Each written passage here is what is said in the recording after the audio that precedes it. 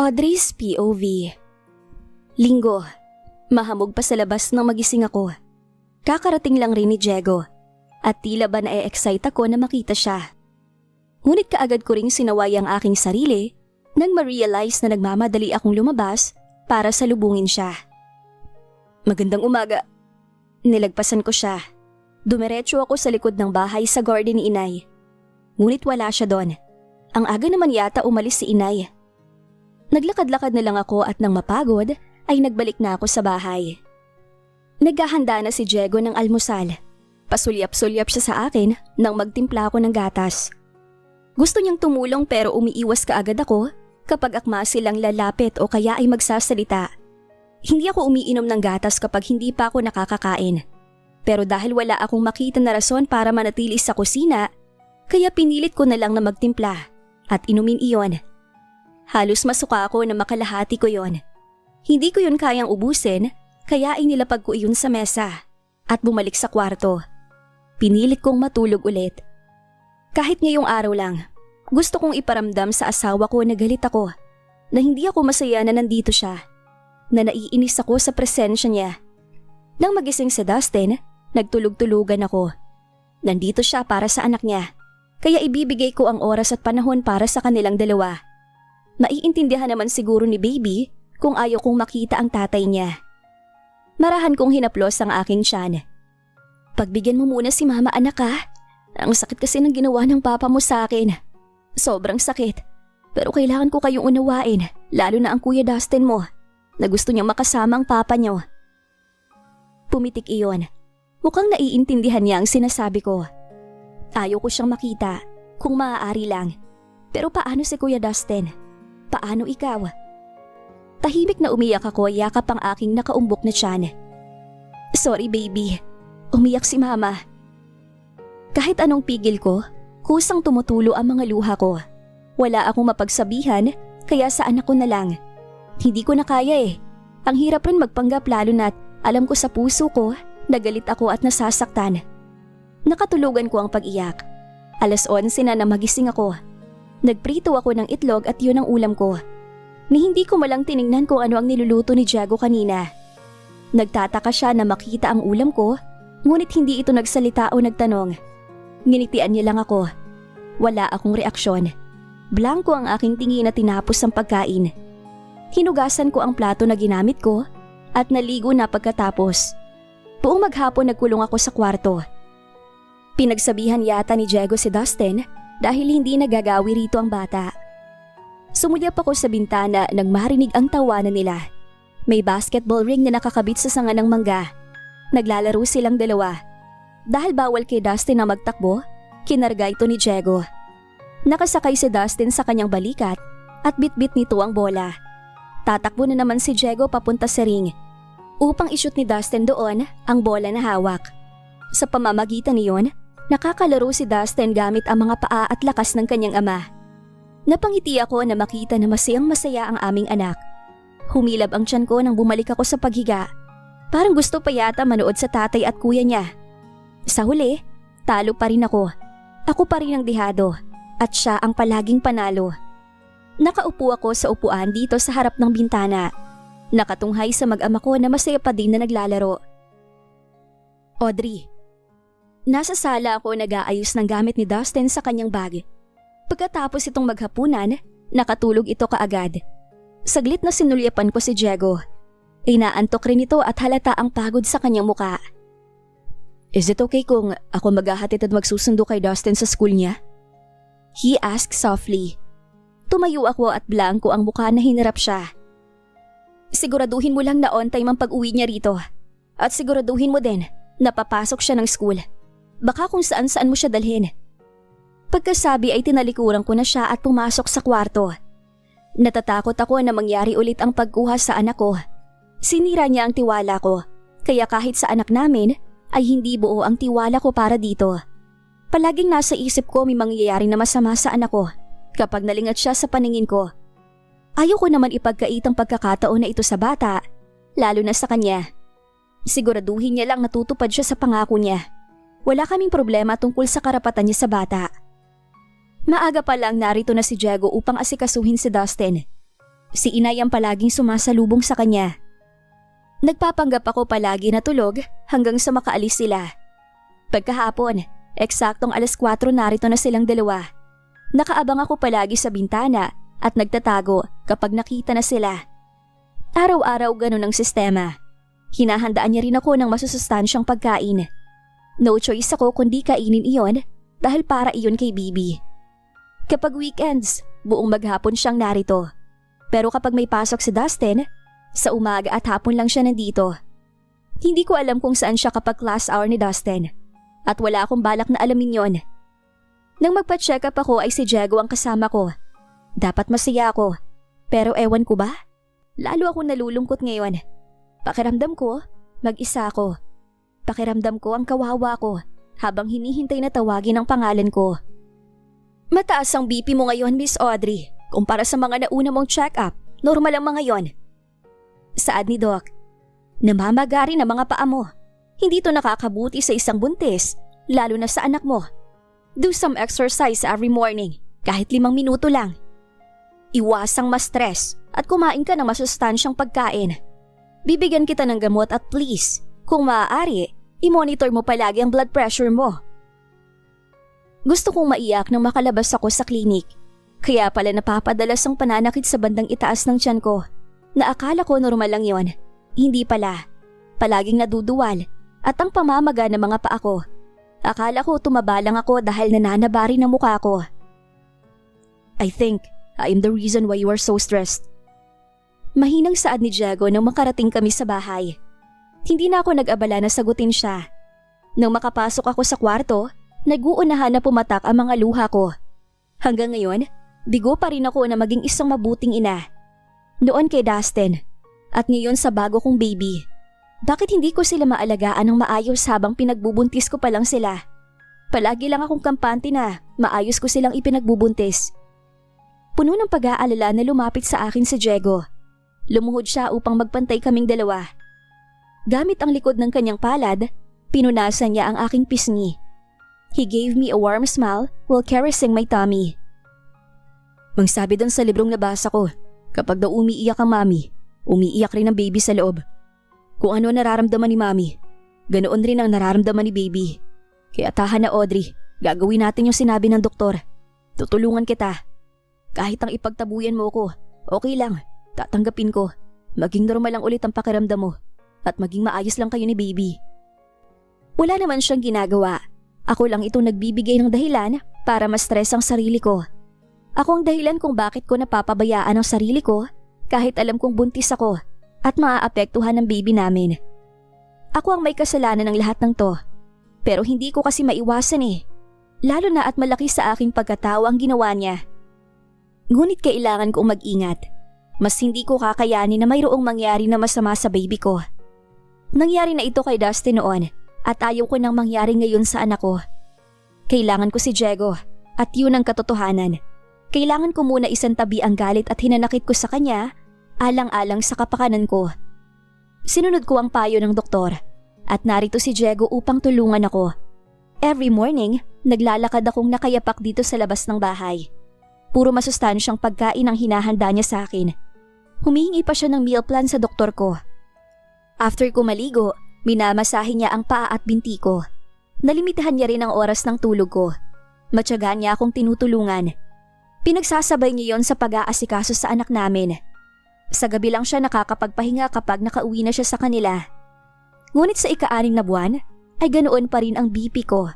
Araw-araw kinakabahan ako kasi paano kung hindi na bumalik sa normal yon? Dahil hindi pa rin bumababa ang BP ko, pinabedrest ako ni Doc upang maiwasan ko ang maagang panganganak. Nakamonitor palagi si Diego sa akin. Lately kasi, nahihirapan akong huminga at panay ang paghilab ng tiyan ko. Palagi ko rin naririnig na kausap ni Diego si Doc. Araw-araw kong kinakausap ang anak ko. Araw-araw rin akong humihingi ng tawad sa kanya dahil nahihirapan siya sa kagagawan ko. Hinihiling ko rin sa Panginoon na sana maging ligtas ang anak ko. Malusog ko siyang mailuwal at walang karamdaman. Hindi na bali na ako ang mahirapan maging malusog at maayos lang ang anak ko. Hinahanda ni Diego ang gamit ko. Check up ko ngayon. 7 months na rin ang tiyan ko. Nagpapasalamat ako dahil kahit papaano, ay may katuwang ako sa pagbubuntis ko. Wala rin siyang sinasabi o ginagawa na ikakasama ng loob ko. Ingat na ingat siya. Nakakakonsensya lang dahil halos nasa akin na ang buong oras at atensyon niya at napabayaan niya na ang mga negosyo niya. Ilang meetings na ang pinakancelled niya. Ilang investors na ang nag-pull out dahil wala siya. Pero wala akong narinig na kahit anong salita mula sa kanya. Narito si Diego sa tabi namin. Hindi niya kami iniwan kahit nanganganib na ang negosyong pinaghirapan niya. Are you okay? Namumutla ka. Aniya at lumapit sa akin. Kinuha niya ang tali sa buhok ko at pinuyo diyon. May nararamdaman ka ba? Nakatingala lang ako sa kanyang muka. Ang muka na kahit nakapikit ako ay palagi kong nakikita. Ang kanyang mga mata na gustong-gusto kong titigan. Audrey, may problema ba? Bakit ka umiiyak? I don't know. Hindi ko rin alam kung bakit umiiyak ako. Gusto ko lang titigan ang mukha ni Diego. Gusto ko lang siyang damhin. Ngunit natatakot ako na hawakan siya. Kasi pakiramdam ko, ang layo-layo niya. Kahit narito siya sa tabi ko, hindi ko siya ramdam. Na para bang narito lang siya para sa mga anak namin at hindi para sa akin. Audrey, kausapin mo naman ako. Kalmado ang kanyang muka, ngunit nagpapanik ang boses niya. Hinawakan niya magkabilang pisngi ko, ngunit hindi ko maramdaman ang init ng palad niya. Pinisil niya ang kamay ko, ngunit wala akong maramdaman. Ang manhid ko na siguro. O baka nasanay lang ako na hindi ko siya maramdaman. Kasi kahit anong pilit ko nakapain ng pagmamahal sa kanya mga mata, wala akong makita roon. Ako lang ang nagmamahal. Ako lang ay may pagmamahal na nararamdaman sa kanya. At hindi niya ko kayang mahalin pabalik, gaya kung paano niya minahal si Danica. Oh God, please, wag! Dinig kong sambit niya. Bago nandilim ang paningin ko. Audrey! Nanlaki ang mga mata ni Diego habang nakamasid sa akin. Tears shimmered in his eyes. Binitawan niya ang mga prutas na bitbit at lumapit sa akin. Huwag ka muna bumangon. Pigil niya sa akin ng akma akong babangon. Hindi na ako nagmatigas dahil bigla akong nahilo. Nasaan ako? Nanghihina na tanong ko. Nasa ospital. Nanganak kahapon. Sumilay ang tunay ng ngiti sa kanya mga labi. Napakurap ako ng ilang beses. Anong sabi mo? Nauutal na tanong ko sa pagkabigla. Dahan-dahan kong ibinaba ang tingin sa aking tiyan. Hindi na nga iyon malaki. Wala nang bakas doon na isa akong buntis. Nawalan ka ng malay sa bahay niyo. Nang dalhin kita rito, pumutok ang panubigan mo. Kaya nagdesisyon si Doc to make you a CS operation. Don't worry, healthy si baby. She's waiting at you, to wake. Nasa nursery room ang anak natin. Naluha ako sa kanyang sinabi. Mabuti naman at maayos ang anak ko. Kahit wala akong malay tao, isinilang ko pa rin siya ng maayos. May ngiti sa labi na pinunasan ni Diego ang pisngi ko. I am so proud of you, Audrey. You're a great mother. Thank you for bringing them into this world. Emosyonal na saad ng aking asawa. And thank you too. I wanted to say, ngunit tikom ang aking bibig. Hindi ko iyon maibuka sa labis na kasiyahang nararamdaman ko. Gusto mo ba siyang makita? Tumango ako. Tatawagin ko lang si Doc para sabihin gising ka na. Muli siyang ngumiti bago lumabas. Kinapa ko ang aking tiyan. Kung saan kanina lang ay ramdam ko pa doon ang anak ko. Ngayon, masisilayan ko na siya. Hindi na ako makapaghintay na mahawakan siya, yakapin at halikan. Nanubig ang mata ko pagbukas ng pinto. Tulak ng nurse ang crib kung saan naroon ang anak ko sa mahimbing na natutulog. Kaagad na lumapit si Diego sa akin upang alalayan akong makasandal ng maayos. Kinuha ng nurse si baby at inabot sa akin. Ang ganda niya. Sa kanyang pangangatawan, hindi ko masabi na isa siyang 7 months old premature baby. Naluluha ang mata na napangiti ako nang gumalaw ang anak ko nang hawakan ko ang kanyang kamay. Yes baby, it's me. Hawak ka na ni Mama. I will take care of you. I will love you and guide you. Nandito kami ni Kuya Dustin at Papa mo. We love you so much. God answered my prayers. Normal lahat ng test ni baby. Yun ang sabi ni Doc. Miracle baby kung tawagin niya dahil bihira lang ang ganitong senaryo para sa mga premature baby. Kailangan lang raw namin bantayan ang paglaki niya kung mayroong kakaibang pagbabago. Thank you, Doc. Nakangiting wika ni Diego. Nang makaalis sila, naging awkward ang paligid sa aming dalawa. Hindi kami makatingin ni Diego sa isa't isa. Wala ring imik. Nakayuko lang ako kay baby ngunit naglulumikot ang mga mata ko. Makaraan ng ilang minuto, kinuha niya si baby sa akin at ibinalik sa crib. Magpahinga ka muna, Audrey, para makabawi ka ng lakas mo. Aniya, I'll take care of her. Baka nandito mamaya si Dustin at hindi ka na makapagpahinga. Madali akong nakatulog ulit. Siguro dahil sa gamot o baka pagod lang ako. Gabi na nang magising ako. Naiihi ako. Nadatnan ko si Diego na nakaupo sa sofa. Karga nito ang bagong silang na bata. Habang ang isang kamay ay humahaplos sa ulo ni Dustin na mahimbing nang natutulog. Nasaan si inay? Nang makita niyang gising na ako, dahan-dahan siyang tumayo at inilipat si baby sa crib. Nagugutom ka ba? Mahinang tanong ni Diego. Nakikita ko ang pagod at puyat sa kanyang muka, ngunit nagawa niya pa rin akong ngitian upang iparating na ayos lang siya. Naiihi ako. Wika ko. Anong ginagawa mo? Gulat na sambit ko nang lumapit siya sa akin. Kakargahin kita papunta sa banyo. Baka bumukang tahi mo. Hindi ako nakapalag ng dahan-dahan niya akong buhatin. Maingat ang kanyang bawat paghakbang. Kahit ang kanyang paghinga ay parang pinigilan niya rin, wag lang akong magalaw sa bisig niya. Pwede ka nang lumabas. Mahinang saad ko. Ilang sandali pa ay inalalayan ako ulit ni Diego papunta sa kama. Gusto mong kumain? Umiling ako. Inaantok pa ako. Okay. Inayos niya ang kumot ko. Good night, Audrey. Kimingiti lang na iginawad ko sa kanya at pinikit ang mga mata. Hindi pa ako tuluyang nakatulog nang marinig ko siyang nagsalita. Thank you. Mahinang wika niya at marahang hinaplos ang pisngi ko. Sa pagkakataon na binigay mo na, maranasan ko to.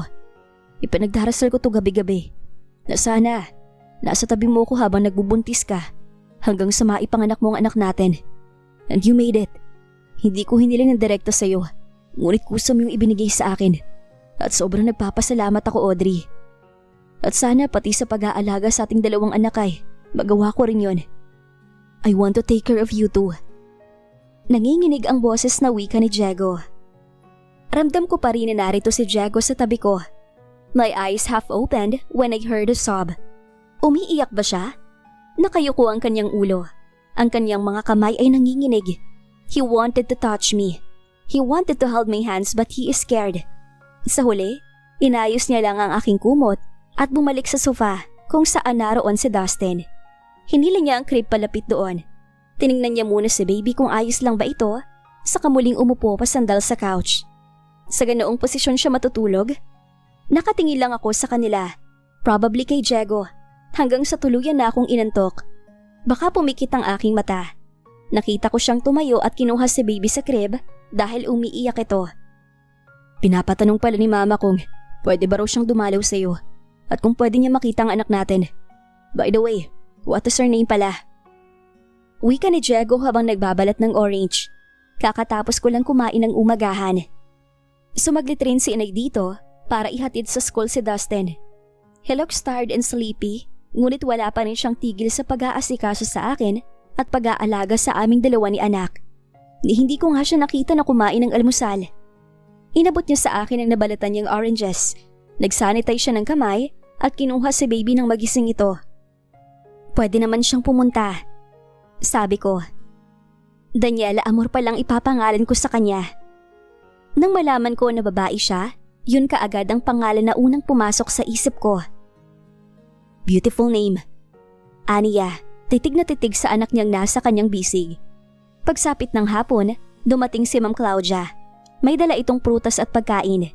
Saglit kami nag-usap pagkatapos niya akong kumustahin. Napansin ko ang pangangayayat ng ginang. Ngunit ang kanyang mga bata ay kumikinang sa saya. Ibang-iba noong huling beses na nagkita kaming dalawa sa bahay. Gabi na nang umuwi si Ma'am Claudia. Buong oras na narito siya karga ang kanyang apo at hindi mapalis ang ngiti sa labi.